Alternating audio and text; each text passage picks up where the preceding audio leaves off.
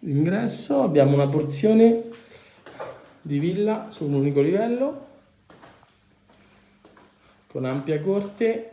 Diciamo che è un immobile libero su 3 lati con un ampio porticato.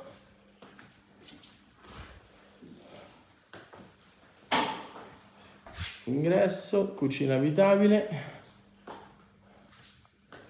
la sala,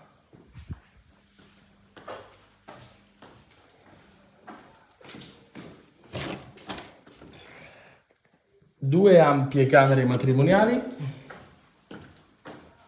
la prima e la seconda, un parquet, il resto è monocottura, una cameretta, un grande bagno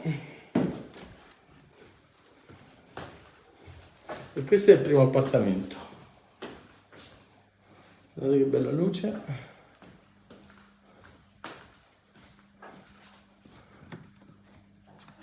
Corte, portico,